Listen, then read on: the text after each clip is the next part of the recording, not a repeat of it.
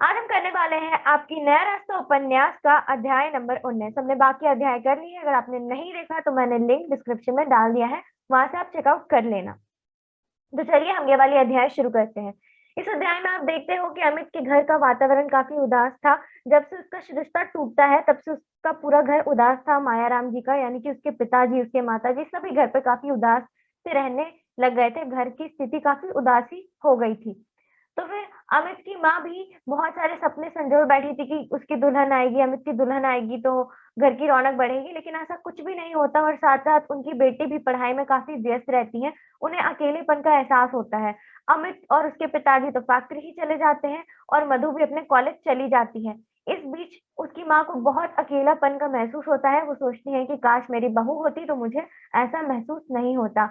और सुबह के लगभग 11 बज चुके थे। मधु तैयार हो रही थी कॉलेज जाने को। इतने में ही पोस्टमैन आता है, माँ जाके दरवाज़ा खोलती हैं, तो देखती हैं कि पोस्टमैन एक लिफ़ाफ़ा देकर जाता है। जब वो लिफ़ाफ़ा खोलती हैं, तो उसमें देखती हैं कि उनके भतीजे दीपक की शादी का पत्र है। तो वो पत्र देख के बहुत ज़्यादा खुश हो जाती हैं और वो सोचती हैं कि अब वो अपने भाई के घर जा सकेंगी, वहाँ जाकर भी वो कुछ दिन रुक पाएँगी। वो इस बारे में बहुत पहले से सोच रही थी, उन्हें जाने का बहुत मन था, लेकिन वो जा नहीं पा रही थी। इतने में ही मधु पूछती है कि माँ किसका पत्र आया है? तो बताती हैं कि तुम्हारे भाई दीपक भैया का शादी है और उनकी शादी शनिवार को है और रविवार को प्रतिभोज है। तो फिर मधु कहती है कि माँ मेरी तो परीक्षा शुरू होने जा रही है, तो मैं तो शादी पे नहीं जा पाऊँगी। तो उसकी माँ कहती है अगर तू तू नहीं जा पाएगी यानी कि तेरी परीक्षा है तो मैं भी कैसे जाऊँगी? तो मधु कहती है कि माँ आप चले जाइए, आप चिंता मत कीजिए, मैं यहाँ पे रुक जाऊँगी। परीक्षा होने के कारण मैं नहीं जा पा रही हूँ, लेकिन मुझे कितना इंतज़ार था इस पल का। मुझे दीपक भैया की शादी में जाने का बहुत मन था, लेकिन मैं एग्ज़ाम्स की वज़ह से नहीं जा पा रही हूँ। मैं कितनी ज़्यादा खुश थी, मैं कितना ज़्यादा जाना चाहती थी मामा जी के घर इतने साल बाद, लेकिन मैं नहीं जा पा रही हूँ, फ़िलहाल तो मैं कॉलेज निकलती हूँ। इसके बाद वो कॉलेज निकल जाती है। उसकी माँ इसी बारे में सोच रही थी कि क्या उन्हें शादी में जाना चाहिए या फिर नहीं जाना चाहिए, यानी कि वो शादी में जा भी पाएँगी या फिर नहीं।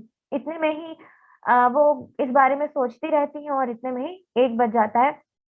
उनका ध्यान घड़ी की ओर जाता है और इतने में ही उनके गेट का बेल बजता है और अमित घर पे आता है खाना खाने के लिए, दोपहर का खाना। तो फिर अमित पास रखा हुआ कार्ड देखकर पूछता है, "माँ किसका कार्ड है? किस लिए ये कार्ड आया है? कहाँ से आया है?" तो उसकी माँ कहती है कि शनिवार को तेरे भाई दीपक की शादी है, उसी का कार्ड है। तो अमित पूछता है कि शादी कहाँ है? कब है? कैसी है? इस बारे में वो पूछता है तो उसकी माँ कहती है कि बेटा कार्ड उधर ही रखा है, तू पढ़ ले। इतने में ही वो जाती है रसोई घर में उसके लिए खाना निकालने। फिर अमित कहता है, "माँ आज बहुत भूख लगी है, जल्दी से खाना निकाल दो।" उसकी माँ उसके लिए खाना लेकर आती है और वो बड़े चाव से खाना खाता है। उसकी माँ उसे बैठे देख रही थी, उसे खाते हुए देख रही थी और उसकी माँ उसे लगातार देख रही थी। तो उसे थोड़ा अजीब-सा महसूस होता है, फिर वो पूछ बैठता है, "माँ आप मुझे ऐसे क्यों देख रहे हो?" तो उसकी माँ कहती है, "बेटा कुछ भी नहीं, मैं तो ऐसा ऐसा ऐसी कोई बात नहीं है।" तो वो बोलता है कि, "कुछ तो बात है माँ, आप मुझे लगातार क्यों ऐसे देख रहे हो?" तो उसकी माँ कुछ सोच कर कहती है कि, "बेटा मैं सोच रही थी कि दीपक की भी शादी हो रही है, वो तो सिर्फ 2 साल छोटा है, लेकिन अभी तक तेरी शादी नहीं हुई।"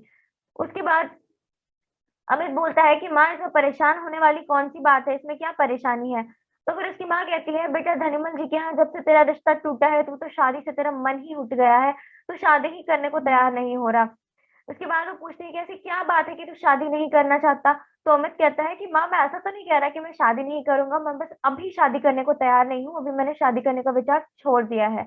उसके बाद उसकी माँ कहती है बेटा मधु भी शादी योग्य हो गई है, मैं चाहती हूँ कि तुम्हारी शादी पहले करा दूँ ताकि तुम्हारी बहू मेरी कामों में मदद करे, यानी कि तुम्हारी बहन की जब मैं शादी कराऊँ तो तुम्हारी बीवी रहेगी साथ में ताकि वो मेरी मदद कर पाएगी सारे कामों में और आसानी से हम मधु की शादी भी कर लेंगे, वरना मेरे ऊपर पूरा भार आ जाएगा, मैं नहीं कर पाऊँगी इतनी सारी व्यवस्था, इतना सारा काम। तो फिर अमित कहता है कि माँ आप मेरे चक्कर में मधु की शादी क्यों रोक रहे हो? आप उसकी शादी कर दीजिए। मेरा भी शादी का इरादा नहीं है। तो उसकी माँ पूछती है कि आखिर तेरा शादी का इरादा क्यों नहीं है? मैं तो यही जानना चाहती हूँ। देख बेटा, अब तू यही देख ले कि मुझे अभी दीपक की शादी के लिए कानपुर जाना है और इस बीच में मधु की परीक्षा चल रही है, तो मैं अकेले उसे किसके ऊपर छोड़ कर जाऊँ? तो फिर अमित कहता है, "माँ आप बहुत ज़्यादा टेंशन लेते हो, अभी टेंशन मत लो, सभी चीज़ों का हल निकल जाएगा।" इसके बाद अमित चला जाता है। उसकी माँ उसके इस व्यवहार से काफ़ी ज़्यादा सोच में पड़ी थी, क्योंकि इससे पहले कभी भी अमित ने अपनी माँ की कोई भी बात नहीं टाली थी। उसकी माँ सोच रही थी कि आखिर अमित के साथ ऐसा क्या हुआ, उसका व्यवहार ऐसे क्यों चेंज हो गया, इतना परिवर्तन कैसे आ गया। वो सोच रही थी कि कहीं ऐसा तो नहीं कि अमित ने शादी का विचार ही छोड़ दिया है, या फिर वो शादी नहीं करना चाहता, या फिर उसे कोई और लड़की पसंद आ गई है। फिर उनके दिमाग में आता है कि वो क्यों ना सुरेंद्र सुरेंद्र जो कि अमित का घनिष्ठ मित्र है, उससे इस बारे में बात करे। लेकिन क्योंकि घर पे कोई नहीं था, वो अकेली थी, इसलिए वो आज नहीं जा पाती। तो वो सोचती है कि कुछ दिन बाद वो सुरेंद्र के घर जाकर उससे इस बारे में बात जरूर करेंगी। और इतने में ही आपका ये सीन खत्म हो जाता है। आई होप आपको ये वीडियो अच्छे से समझ में आया होगा। हम मिलेंगे अगले वीडियो में। Thank you so much for watching this video.